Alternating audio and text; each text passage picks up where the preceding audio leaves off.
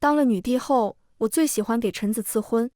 丞相独子，身高8尺，样貌才情皆上品，如此优秀，那就只给朕的乳娘吧。侯府小将军，性格爽朗，一手好枪，耍得举世无双。不娶个好女人，真是可惜了。巧了，朕还有个乳娘，不是都不愿意进宫做朕的皇夫吗？那朕就大方一点，赐婚，统统赐婚。大家好，欢迎收看达达听书。父皇死前，膝下只有我一女，他没有从宗室选择男子继位，而是一指一诏将我推上了皇位。哭丧一结束，我就穿上那身明黄色的龙袍上了殿，成了世间权力最高的95至尊。可上朝第一日，权力的滋味我是一点没尝到。满朝文武近100人，无一人对我俯首称臣跪拜。我朝至今数百年，没有女帝的先例，所以臣子们难免不适应，我非常能理解。我素手一挥，免了跪拜，这些大臣却不接受我的好意。公主身着龙袍，真要罔顾立法吗？为我大洪繁荣昌盛，还望公主褪去龙袍，还正统。臣附议。听着下方一串附议，我没有生气，毕竟我从前确实没什么正行，这些人不信我也能理解。丞相独子沈昭衡从人群中走出，他向我躬了躬身，铿锵有力地说道：“裕王府世子凤志辉品行端正，仁德贤厚，臣举荐世子殿下担任正统。”说完，他抬眸直视我，那双眼里看不出一丝对我的尊敬。我和沈昭衡自小相识，全京城的人都知道我喜欢他。在我登基前，曾多次求父皇将他指给我做驸马，可沈昭衡每一次都拒绝。他对所有人都温柔和睦，唯独对我冷言。起初我还不知为何，后来我才知道，原来他早就心仪我的堂姐，裕王府的郡主凤雅音。为了博得凤雅音一笑，他放言宁愿娶农家女，也不愿上公主。这句话还被流传到了民间，整个京都都知道我这个公主在他眼里一文不值。百姓们猜测我定是奇丑无比，才会让沈昭衡这个温润公子这么厌恶。想到这，我唇角的笑冷了几分。想让凤雅音的亲兄长当皇上，那得问问我手里的大军同不同意。我站起身，轻飘飘地指向最先说话的那2个大臣：“杀了！”父皇临终前对我再三叮嘱，要仁善、宽宥、爱民如爱子，听谏言，尊文臣。我始终谨记教诲，所以在他们不跪我时我忍了，让我退位我也忍了。可现在连让谁当皇帝都选好了，我真没办法忍了。公主，不可啊！齐大人和王大人乃是言官，我朝没有杀言官的先例。我朝以仁善治天下，您怎能如此滥杀无辜？被我指的那2人吓得瞬间瘫坐在地。刚还叫嚣着让我退位的2人，现在已经开始磕头求饶了。我不耐烦地挥了挥手，杀！锦衣卫动作非常利落，拎着他们出了大殿。哭喊和求饶声响了一路，大殿里众人还没回过神，就听见2声惨叫和死一样的寂静。满朝文武无一人再敢说话。许久后，沈昭衡像是终于回过神来，不可思议地指向我：“凤仪，你疯了！”他话音刚落，脸上就挨了重重一巴掌。孽子，怎敢直呼陛下名讳？臣教子无方，还望陛下责罚。到底是丞相，不是这些蠢臣能比的。一朝天子一朝臣，还拿对我父皇那一套来对我。好的下场是死路一条，坏的可就是酒足消消乐了。我笑着看向丞相，沈相说笑了，朕怎么舍得责罚沈侍郎呢？下方的沈固刚松一口气，我话音一转：“朕刚登基，还缺一位皇夫，沈相可有什么想法啊？”沈固身形一顿，随后重重叩首：“陛下家事，臣不敢妄言。”我挑眉看向其他人，众爱卿呢？臣等不敢妄言。不敢妄言好啊，我就喜欢他们闭嘴。朕瞧着沈侍郎不错，不知可是愿意？沈昭衡的脸色瞬间铁青，对我怒道：“你别太过分。”我笑了笑，看来是不愿意了，不过没关系，朕从不强人所难。沈侍郎也到了适婚年龄了，朕便给你赐婚吧。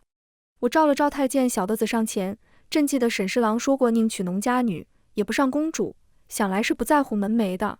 正巧朕的乳娘最近想要出宫，朕正愁要给她寻一处好人家。这么一看，沈侍郎与乃是绝配啊！小德子立马附和：“陛下英明。”这下不只是沈昭衡，沈固的脸色也青得不行。丞相独子，从小饱读诗书，才情样貌皆上品，未来一片坦荡。如今却要娶一乳母，虽然是皇帝的乳母，可那也是乳母。沈固慌张开口：“陛下，小儿年少，还未……”没等他说完，我抬手打断：“朕与乳母感情深厚，沈相日后嫁入你沈家，可定要好好待她。”帝王金口，自是没有收回的余地。沈固跪在地上，声音带了丝咬牙切齿：“谢陛下赐婚。”至于沈昭衡，此时已经完全傻眼。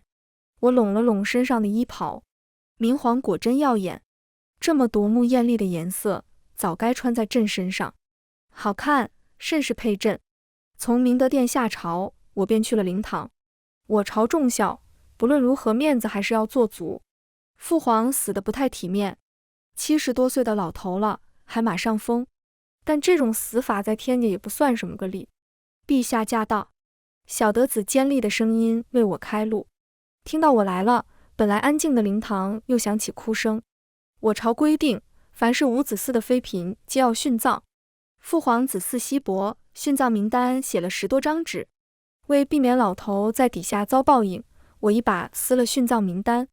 众嫔妃纷纷向我行跪拜大礼，在他们眼里，我跟再生父母无异。我挥了挥手，让他们先下去。从小德子手里接过香烛，我随意插在香炉里，对着老头的灵位3拜后，我才看向跪在最前方的太后。我吸血道：“母后，人都死了，还演这出干什么？”听到我的话，太后终于睁眼。孽女！看着她那双充满恨意的眼，我突然笑了。若论谁最不想让我当上皇帝，我这个亲生母亲一定是第1位。父皇咽气前把我叫到床边。说实话，帝王心思确实难猜，我都已经做好谋逆的准备了，结果这皇位就水灵灵的落在我头上了。对此，我感到非常高兴，但可惜我高兴了，注定要有一部分人不高兴，首当其冲就是我的母后。她脸色厉变，没等父皇咽气，就飞鸽传信给誉王。对于我这位皇叔，我一向不知道他到底有什么魅力，能让我母后如此魂牵梦萦，就连亲生女儿当皇上这么好的事都不干。不过鸽子到底没有见快，放出去的10几只鸽子都被我扔在了母后面前。我拿着未传出去的信笺，在她面前晃了晃，立刻出兵篡位。母后篡朕的位吗？那是她第一次看清我这个女儿，我这个她从未给过关怀和爱，在深宫中自生自灭的女儿。我都当皇帝了，自然没有接着演的必要了。一夜之间，我母后宫里少了1半的人，她和誉王精心培养的心腹全被我杀了。凤鸾殿血流成河，母后直接崩溃了。我安慰她，想开点，至少你还活着呢。这下她更崩溃了，觉得我也要杀她。好吧，我也确实有这种想法，免了妃嫔殉葬，父皇的黄泉路难免孤单。但思来想去，我还是觉得现在不是时候。父皇的丧仪已经掏空我的国库了，这时候要是母后再轰了，那可就大事不妙了。陛下，誉王已经在殿外候着了。听到誉王2字，我母后立马起身。看她的反应，我挑了挑眉，让他进来吧。母后脸色骤变，对着我吼道：“你别太过分，叫他来做什么？我真的太无辜了。母后，您和皇叔那么久不见，肯定是想念了，我把他叫来见见您，怎么成我过分了？”没等我母后再说什么，誉王被领了进来。臣参见皇上、太后。我这个皇叔倒是比我母后聪明不少，向我行了一整套礼。没有我的话，他便一直在地上跪着。跪了半晌后，母后忍不住开口：“凤仪，让你皇叔起来。”我这才连忙道：“皇叔快快请起，这刚登基还不太习惯，皇叔不会怪朕吧？”那老东西眼皮一掀，恭恭敬敬说了句：“臣不敢。”我母后盯着他，眼含心疼，感觉若不是我还在，他都要问皇叔跪的腿疼不疼了。即便早就听过他们2人的旧事，还是让我感慨情这一字真是害人不浅。我母后年轻时本与誉王两情相悦，但奈何父皇对她一见钟情，强行将她纳入后宫。本以为这样两人也就断了念想，可谁也没想到他们二人竟然会在后宫私相授受。为保全母后，屈氏一族儿郎全部自请戍守边疆，不死不归。将帅之家，最后却落得连归京的资格都没有。但屈氏并不是没有谋划。父皇子嗣稀薄，当时只有2位庶子和我这个公主。若是母后诞下皇子，那按本朝立嫡制，有80%的可能会被封为太子。届时屈氏依旧有回京受封之路。屈氏所有的希望都放在了母后身上，她肚子也争气，没过多久就怀上一胎。5个月时，太医诊出是个男胎。父皇心情大好，特赦母族回京探望。就在所有人都盼着这个男胎诞生时，一副烙子汤让所有人的希望彻底落空。他落胎那日，我偷偷去看过。凤鸾殿叫声不断，他的脸像是地狱里的恶鬼一样惨白，可他却在笑。后来我才明白他在笑什么，他在笑自己的爱情战胜了皇权。虽然不能跟所爱之人在一起，但至少能不生下这个男胎。他恨父皇，也恨母族，他在用自己的方式反抗。天子动怒，血流成河。他没事，屈氏带他受过。我这个女儿也被彻底放逐。都说质子待遇不如狗，我这个嫡公主在皇宫里的待遇连质子都不如。母后恨我，父皇厌弃我，残喘苟且，得乳母相护才活到10岁。好在屈氏实在争气，都已凋零成那般，还能在边疆立功。就在父皇发愁给不给奖赏时，表舅上书，不求金银官职，只求能善待我这个公主。我这才得以怜惜，拥有一个公主的权利。想到这，我瞥向我这个皇叔。父皇死前还算干了贱人事，挑了个错处把他官职急了，如今只顶了个王爷的头衔。虽然养了些私兵，但是不足为惧。我脸眉笑着道，既然母后如此想念皇叔，那皇叔便在宫里住下吧。听到我的话，母后眼前一亮，誉王却猛地跪下，陛下，万万不可。我连忙扶起他，皇叔这是做什么？朕可是一心为了你和母后好啊。说着，我拉过母后的手，这么多年总算苦尽甘来把我父皇熬死了，怎么还不乐意了呢？难不成嫌弃朕的母后年老色衰了？我对母后很了解，她眼里只有与誉王的年少之情。可这些年随着年龄增长，即便再细细保养，也比不过那些年轻姬妾。她最怕的就是誉王嫌她年老色衰。听到我的话，她脸上掠过一丝慌张。听皇帝的吧。誉王咬紧牙关，气得胸膛起伏。我忍不住笑出声。烂泥扶不上墙的滋味，他也体会到了。誉王独自一人留在深宫，跟囚禁没什么区别。凤鸾殿内皆是我的人，他们一举一动都在我眼皮子底下。宫女刚刚来报，说我这个皇叔发了好大一通脾气，而我母后哭哭啼啼，反复质问还爱不爱他，把我皇叔脸都气绿了。我笑得前仰后合，很难想象我母后到底怎么做到这个岁数还能这么蠢。从誉王进宫后，折子就不间断。我大概看了几眼，无非是说外男怎能留宿太后宫中，成何体统。但第2日早朝时，却无一人敢提此事。毕竟我的手腕他们已经见识过了，让我不高兴，那谁也别想活了。凤智辉兄妹倒是沉得住气，自己亲爹被囚禁了，竟然还在告病。不过有沉不住气的。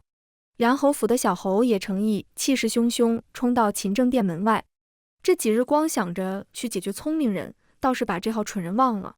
我10岁时才入皇家书塾，正常皇子公主4、5岁就开始启蒙，但我被拖到了10岁。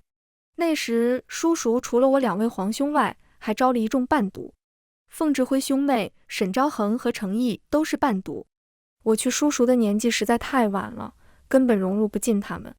父皇对臣子仁善到纵容，所以这些伴读子弟从未将我这个不受宠的公主放在眼里。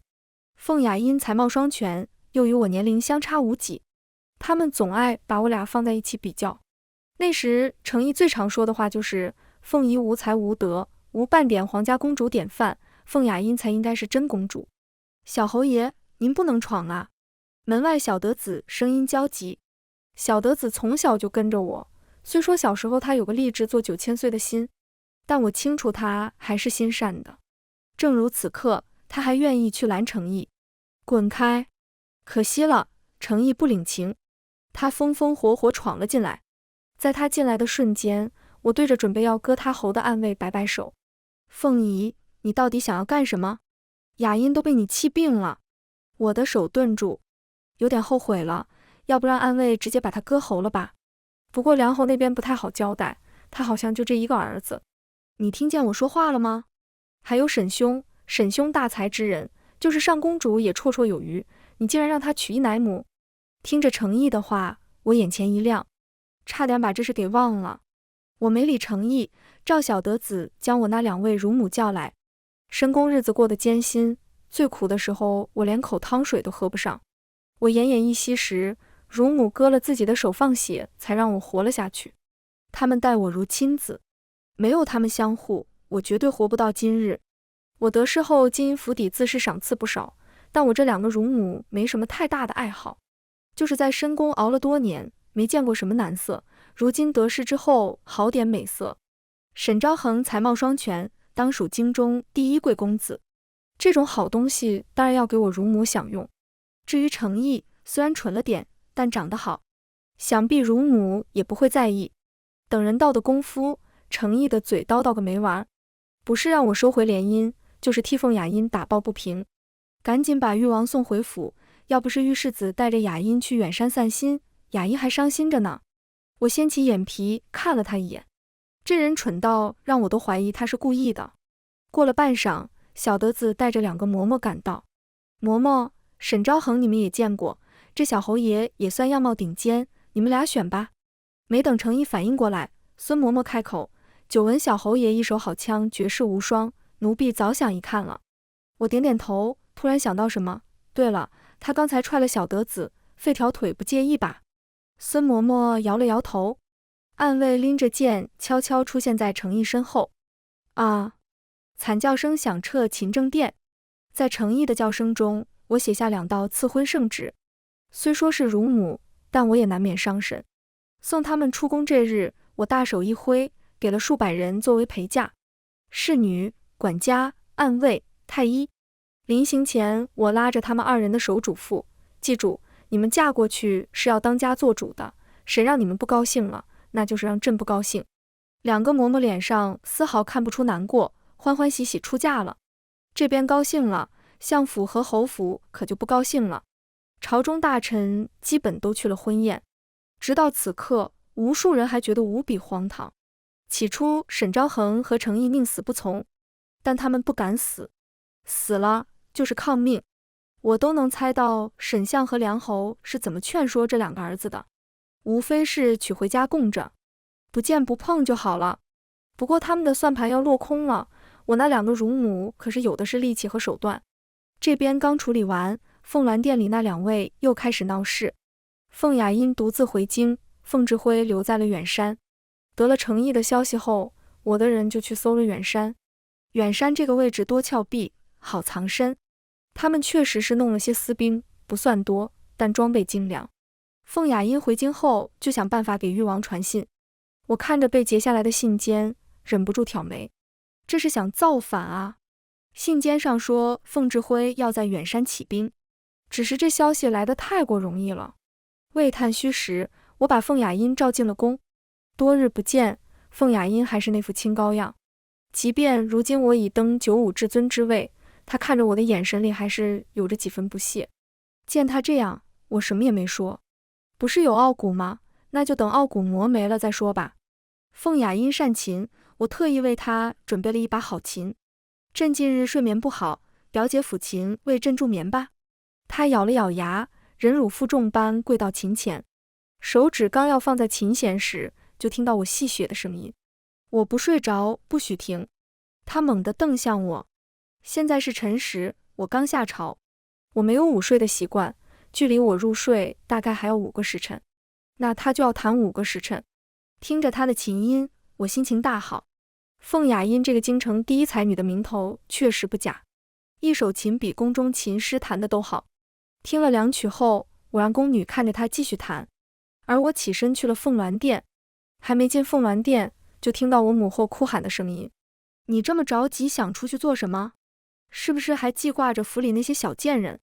誉王声音冰冷：“你瞎说什么？我是想去见雅音。”“我不管，好不容易能和你在一起，你不能走。”歇斯底里的哭声随着一句皇上驾到戛然而止。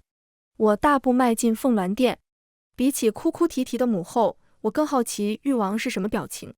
在看见他的瞬间，我实在没忍住笑出声。“皇叔啊，你怎么成这样了？没休息好？”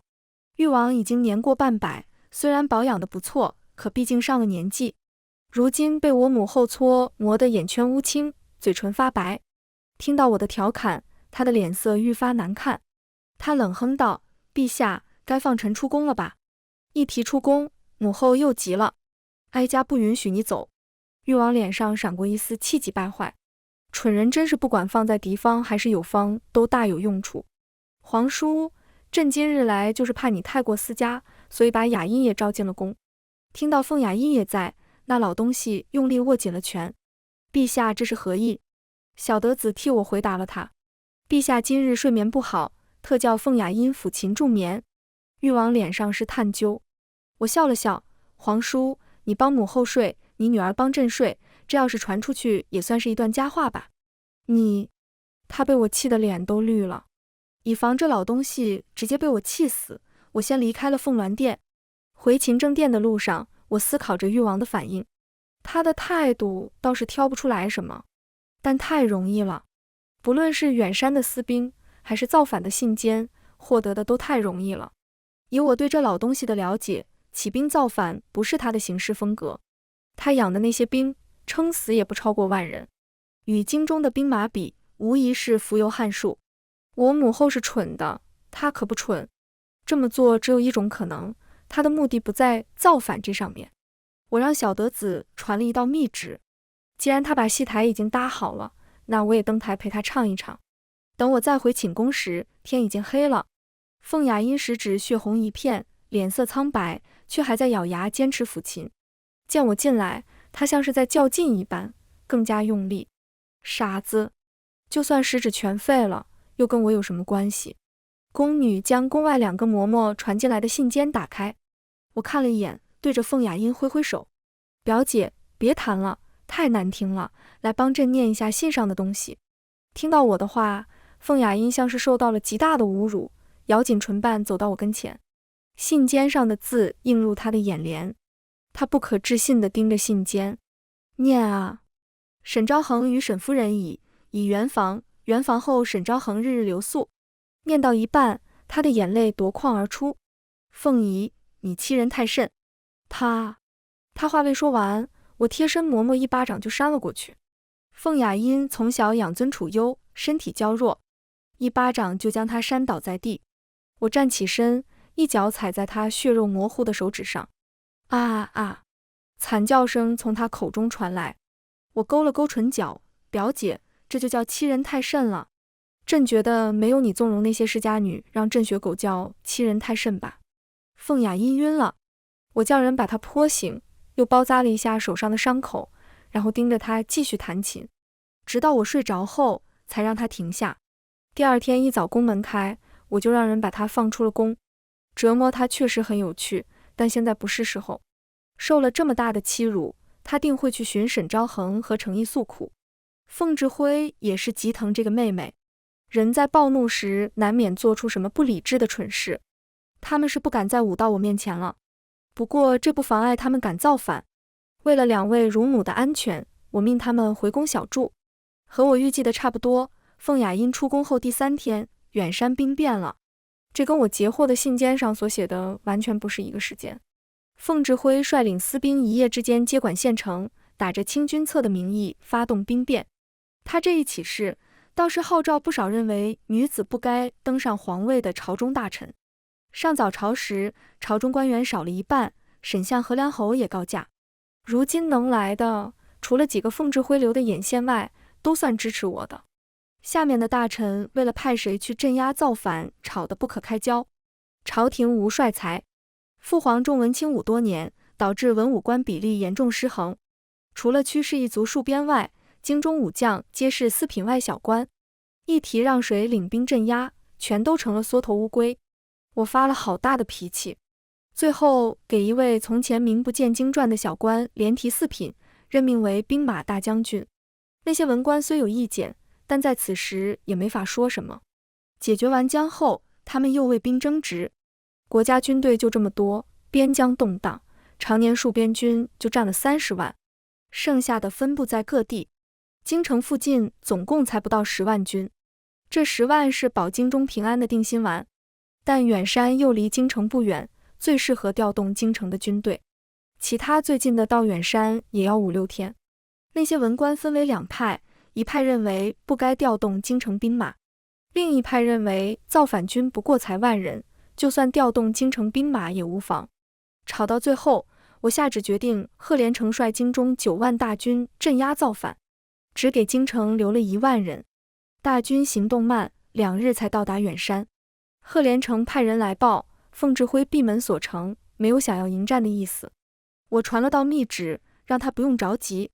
既然凤志辉不出来，那就围着吧。真正的战场可不是在远山。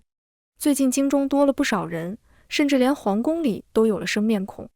难为我这位皇叔人在深宫，手却能申遍全城。近来时节多雨，黑云重重叠叠，压得人喘不上气。我站在廊下，望着凤鸾殿的方向。还记得我幼时每次受欺负后，就站在这里那么望着凤鸾殿。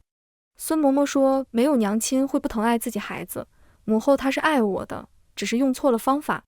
对她的话我深信不疑，没有娘亲不爱自己的孩子，可她不是我娘亲。小德子，取朕的剑来，今夜注定血流成河。锦衣卫围了凤鸾殿，我拎着剑一步一步走进殿内。太后坐在殿内，强装镇定。凤仪，你这是要做什么？我没有说话，对着锦衣卫挥了挥手。他们冲进来，将太后和誉王摁在地上。外面的雨已经下起来了，狂风呼啸，声声哀嚎。誉王嘶吼：“你是药师母吗？”是母。我的亲生母亲早就被太后和誉王的人处决。太后和誉王私通，生下一女后，连夜送出宫，以防暴露，从母族抱来个孩子当成她的女儿。而我就是那个孩子。我蹲下身，拎着剑挑起她的下巴。朕不该叫你母后的，该叫姑姑。太后瞪大了双眼。你怎么知道？我笑了笑，剑一偏，在她脖子上留下一道红色血印。10岁时我就知道了事情真相。屈氏为他牺牲的太多了，官爵地位，儿郎子孙，他们对他彻底失望。所以在我10岁那年，屈氏用全族的希望来赌我一个未来。陛下，她是你母后啊，你不要听小人挑唆。眼见真相暴露，誉王还在那里负隅顽抗。我叹了口气，他要是安静闭嘴，我还能让他死得晚一点。锦衣卫人才众多，其中就有一位专会折磨人的。今日我特意把他叫到身边。对于太后来说，没有什么比看着心爱之人受尽折磨更为残酷的了。誉王的惨叫和太后的哭喊混成一片，为接下来要唱的大戏提前开嗓。半个时辰后，侍卫来报京中出现一大批装备精良的军队，已往皇宫方向攻来。紧接着又有宫中侍卫突然叛变，到处烧杀，还开了宫门。沈昭衡与程毅各领一队兵，杀进了皇宫。君子不立危桥之下，我也不打没有把握的仗。宫门一开一关，他们便再也没有回头路。本该沉寂的皇宫瞬间苏醒，由伪装在我身边多日的女将屈和带领上万早就秘密回京的边疆军与叛军厮杀到一起。京外埋伏好的曲家军同时进京。我坐在凤鸾殿门口，仿佛能闻到空气里的血腥气。1个时辰后，狂风中的惨叫声越来越淡。屈和生擒了沈章衡和程毅，带到我面前。雨水冲刷着他们身上的鲜血。短短1个时辰，太后疯疯癫癫，誉王不成人形。程毅梗着脖子怒喊：“凤仪，要杀要剐随你，我程毅永远不会屈服他话没说完，就发出一声惨叫，另外一条腿也被废了，剧痛让他栽倒在地，丝毫没有曾经那个意气风发小侯爷的身影。沈昭恒在一旁低着头，一言不发。我蹲下身，薅起他的头发，让他抬起头。凤雅音呢？他紧抿唇瓣，似乎也和程毅一个想法。既如此，那我只能不客气了。想必他要腿也没什么用。半晌过后，我再次问他：凤雅音呢？沈昭恒声音颤抖：城南梨园。这场雨来得急，停得也快。雨过之后，皇宫内又恢复往日秩序，所有工人全部出动，清扫血迹和尸体。寅时3刻，侍卫把凤雅音抓进了宫。天已经快要亮了，折腾一夜我也有些累，便让凤雅音当着她亲生父母的面为我抚琴助眠。直到卯时，远山那边传来消息，赫连城攻打远山，凤指挥万箭穿心，当场丧命。誉王听后呕出一大口血来，他趴在地上，嘴里呜啊说不清话，但我能感受到他的绝望，一如我当年的绝望。太后早已经崩溃，缩在角落里不停念叨着什么。我让小德子给我换了龙袍，该上早朝了。天光大亮，百官朝拜，龙椅上的我却在闭目养神，下面无一人敢开口。时候差不多了，我才慢慢睁开眼。昨夜的动静，想必各位爱卿也听到了。朕这里有一份名单，名单上的人皆为逆王同党。小德子把名单拿下去宣读，其中不乏有朝上大臣，听到自己的名字被吓得栽倒在地。但名单里也有2个与誉王谋逆无关的，是出了名的大贪官，正好借着此时趁机抄了他们家，不然谁来为我昨夜的损失负责？解决完这些人，朝堂上的大臣们草木皆兵，打一巴掌就该给个甜枣，不过巴掌给外人，甜枣该给自家人。我洋洋洒洒封了屈氏10余名将领，并赦屈氏回京。10岁那年，我便发誓，屈氏一族的进京之路，一定由我凤仪亲手铺好。如今也算功德圆满，有人走了，就该有人补上。开恩科，广纳天下贤士，并设立女子科考和武科。我在位时，绝不允许重文轻武一事发生。一朝天子一朝臣，朝廷要大变了。誉王没撑到斩首就死了，他死那天，太后难得清明，我见了他最后一面，问了屈氏一族到如今也弄不清楚的事。情爱当真这么重要吗？重要到为之放弃家族荣耀，不管父母死活，牵连无数无辜之人。他含着泪望天，脸上却是无悔。如果没有爱，那这一生也太难熬了。我一刀抹了他的脖子，不难熬。抓民生，治水患，攻疆土，收失地，我这一生有比情爱更值得去做的事。朝野对我褒贬不一，他们惧我狠辣，又服我手段。我不在乎世人评价，谁的城隍路不是尸横遍野？我要做的是千古一帝的明君，不是除了美名毫无用处的人君。全文完，达达听书，感谢您的观看，每天上新精彩小说，喜欢就订阅吧。